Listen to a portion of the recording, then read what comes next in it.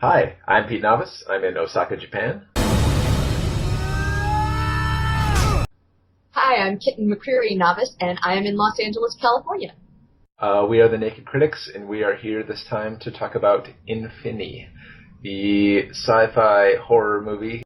We actually got this one off a recommendation from one of our Facebook friends, so if you've got movies that you would like us to take a look at, please feel free to throw them on our Facebook page or YouTube comments or wherever you would like to. When I first read the little description on Netflix as I was about to watch this, I was like, who the hell told us to watch this movie? I do not want to watch Event Horizon again. Right.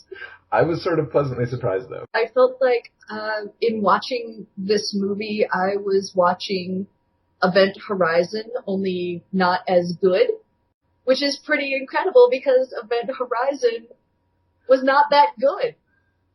Oh, that's so sad, because I liked this way more than I expected. I have so many problems with this movie, and I'm not sure if I should list my problems as far as the amount of problem I have with it, or if I should list my problems as where they came in the timeline of the movie, or... All right, well, let's just sort of run through things a little bit chronologically. So it is the future. It's a sort of Blade Runner-esque world where everyone lives in tiny little apartments. The only way to make any money is to go off-world on these super hazardous expeditionary missions, which utilize some sort of teleporter technology, which, like many things in this movie, it's just declared that it exists, and it's not really explained. Disaster has occurred on this remote outpost where a mysterious thing was being mined as an energy source, and a team of Marines are sent in to retrieve, the lone survivor and make sure no contamination makes its way back to Earth.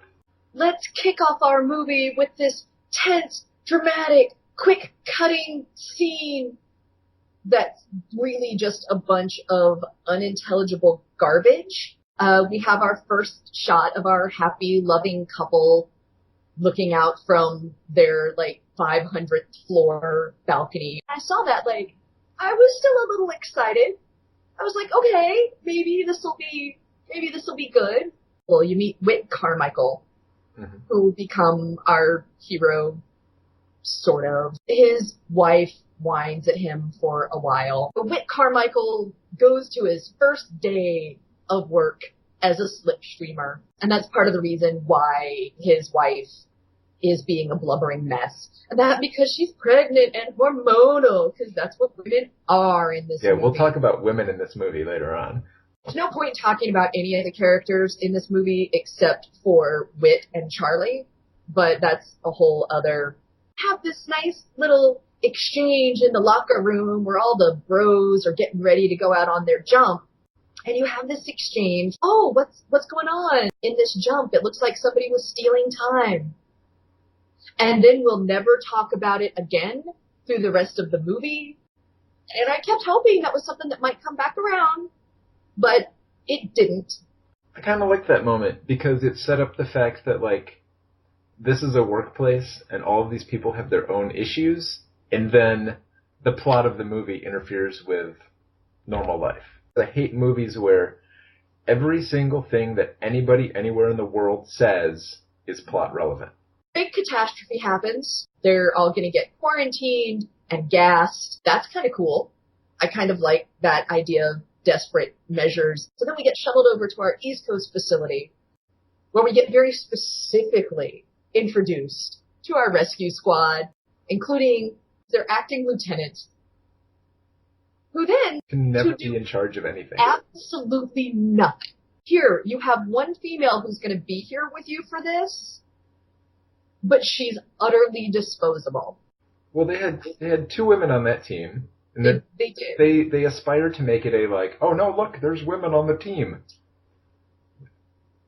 Neither of them matter at all. Nope. Most of the guys don't matter either. It's true. But they're at least a little more...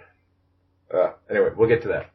We send all of our people off, and I'm still, at this point, I'm still kind of excited. I like that they sort of establish that all of their fancy tech isn't going to work. Nothing else will work out there. We're hearing current plasma tech is rendered useless against the electrical fields. You will be relying solely on basic packs. It's a very common movie cop-out where they're like, we don't want to invest too much money in special effects. So see, I feel like it's a bit of a cop-out in the sense that, like, it's a way to not make your lead character superpowered compared to what they're facing. Because you were in a future where we have instantaneous transgalactic teleportation technology. We've got these, like, mining colonies on the far sides of who knows where. But we have to drop people into a situation where, like, they have to rely on their own physical abilities and, like, old-fashioned weaponry and computers. And I'm going to back up a little bit. We're told in the beginning, like, 95% of the people are living below poverty. But every single person in this movie has kids or is pregnant. But these are the people who are making money. Today's equivalent would be like they are the contracted truck drivers in Iraq.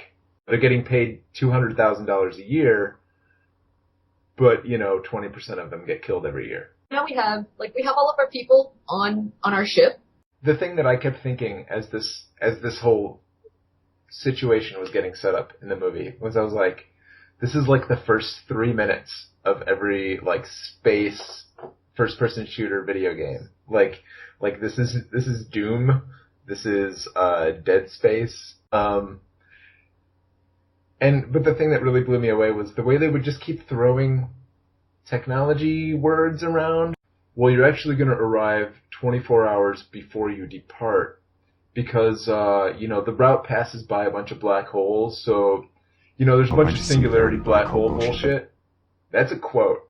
He gets to the station. He's like, I can totally reprogram this. It runs off ASCII and basic binary. Like, he's not writing words in the computer. He's just writing strings of zeros and ones. Yep. No. People got to this place, built a mining base that was staffed with 1,600 people before anybody figured out that this, like, energy source material contained this, like, desperately lethal virus that would just obliterate any life that it came into contact with. And even when they're going through that science... There's a lot of fake science in this movie. Whatever. It's a movie about people running around in a space station going crazy. I don't think you can expect that much from the science. If you felt like Event Horizon was your, like, credible, grounded version of this, like, this movie at least sort of, like, progresses in a fairly, like, linear way. Like, sure, some of their science doesn't make any sense, but at least I felt like the situation made sense as it, like, would move on to each new permutation. That's a word for that motion. I enjoyed the overall message of the movie. I don't think it's necessarily something new. I felt like they did a good job of taking the sort of, like, okay, so this is this virus that drives evolution. The ways that got expressed in some of the characters was interesting. You get into the questions of, like, how can you tell if you're crazy or not? If you have two crazy people, how can they possibly convince each other of their own perspective? Is it even possible to communicate with a race that's, like, completely alien? That isn't just, like, a Star Trek, a person with a mask, but, like, is a totally alien sort of life? It was nice that they were done in a pretty slickly produced sort of space survivor horror movie kind of package. There were some nice moments, like the scene between Whit and Charlie. We need to get to the med bay. No. Come with me. I can't come with you. We need to slow it down. Come. No. I can't fucking be here anymore. I want you to trust me. You want me Yeah. to trust you? Look at the size of this fucking guy. honest. Get some fucking balls. Fuck off with. I don't want to fight him, man. As both of them are going crazy. Mm-hmm. And both of them are sort of waging this internal battle with the organism to remain who they are. I sort of appreciated the exchange they had with Claire. And she's telling them, it's like, there's nothing you can do. It's too smart. And her eyeliner is still perfect. We've made a movie and we want to have a woman who's supposedly in control. So we have the lieutenant who doesn't give any orders and then gets killed off quickly.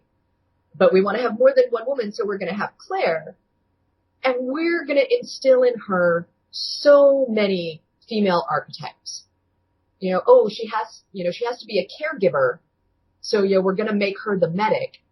Mm-hmm. And she's going to be pregnant. Yep. And she's going to be there with her husband. And then she ends up aborting her own fetus because it's virus infected. And she can't deal with that prospect. And I feel like that is fine if that is your character that is in your movie. But then she contrasts with the good wife, Whit's wife, who is back home on Earth, also pregnant, who did stay home while he goes out and takes the risks. And ultimately, his message that he loves his wife and unborn child so much are what convinced the virus to live in harmony with humanity. And that was where I had an issue. I felt like you're really setting up this contrast between woman who does things and gets an abortion has failed the human race because she has given in to her violence. Whereas woman who stays home to raise a family has inspired the man to save the human race. And not only does she have to be punished for being a woman who tries to have a career, she has to be pushed to the point that she kills herself. If you really don't like women and you don't want them in your movie, you know what, just don't. Mm-hmm. That's cool. It's not cool, but it's better than that sort of message. Life as having a family. Well, I feel like this is a movie where the ending was written first, and then they had to sort of backtrack to be what would create this situation. I really expected that, at the end of the movie, there was going to be an ad for the video game. If I look at Infini as an homage to so many other space sort of plague movies like Event Horizon or Aliens or Sphere, I can appreciate it a little more, but I don't know, I almost feel like this could have existed as a 20-minute short film. It was fun in a sort of horrible way. I do like that everybody dies. What makes you you? You don't know if the virus has actually somehow revived them, or if it has simply replicated them. Are these virus copies of the people retaining their memories and experiences that have now come back to Earth? And I like that they don't really answer that. Now, here's my favorite implausible thing about this movie. So you have this mining station out in deep space. So, but this place still has computers. It's got a really complicated, automated mining system. Really nice science lab there where they're doing, pretty high level, cell cultures. But the whole place is powered by some sort of, belt-driven generator. This is just the fan belt in your car, except it's the whole width of a room. And this technology is doomed to fail. Oh, sorry, guys. No more life support. It is a science fiction movie where less science, more fiction, and that's fine. Mm-hmm. They throw out words like Furon dimension, Romba psychosis. Yeah, it's on the Star Trek end of science fiction. He's dead, Jim. I am a fan of the makeup, the music, and the camera work in this movie. Yeah, and at least this movie had so many points that just made me laugh and laugh And after he's slit his wrists and you've got, like, the ooze bubbling out of everybody, and then you've got, like, the puddles, and then you have the face in the ooze. I laughed so hard. This was not bad. This was so much better than Event Horizon. It was well made. It was just really boring. I guess much kind of like I felt about Ex Machina. Like, it's made fine. It has perfectly acceptable technical merits. It's just boring. It's not new or revolutionary. There are definitely other movies that I would recommend that explore the same ideas. For me, that would be Aliens, 28 Days Later. How do people cope when they're faced with the unknown or when they're faced with people at their worst? How do we define who we are and what's worth living for and what's worth sacrificing for? Especially in terms of, like, parenthood and motherhood, I feel like Alien and Aliens do a great job of dealing with that in a non-sort of pandery stock way. And in a non-judgmental, women shouldn't try to have careers way. Mm-hmm. Scowling about that. So, Pete, how many primordial ooze faces do you give this movie? I will, in fact, give this 3.5 oozy faces out of 5 oozy faces. Oh, and I'm only going to give this 1 3/4. Oh, you make the math so hard. Faces. 1 3/4. It's like 2 5/8 or something like that. For Infini, a movie made by a bunch of people, none of whom individually stood out, but I kind of liked what they all did together. All right. Thank you so much for watching with us. Yeah. Thank you all so much for watching. And again, if there's anything you would like us to take a run at, or I guess apparently in my case, to gradually rip apart, please leave it in the comments either on Facebook or YouTube. And please subscribe to our YouTube channel, because if we can get 100 subscribers, then we can get our own vanity YouTube name, and we don't have to be youtube.com/long line of numbers and letters. But what she's best known for is the worst deep space disaster in history. 3.5, 1.75. I'll just write it down. I'll do math by hand, just because. I'm pretty sure it's 2 5/8. Probably. That's going to be an interesting graphic for you to cut up. I just freehand that stuff.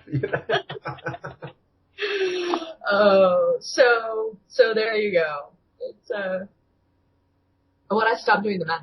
Well, why did you stop doing the math? I thought you were going to confirm. Wait. All right, good. Okay, so 5.25. This is all going in. And you keep distracting me, so I can't do it. Let's see. 2. See, now you're staring at me, and I feel awkward. Everyone on the internet is staring at you. I feel that way most of the time. Like, that's just my day-to-day life. Anyway.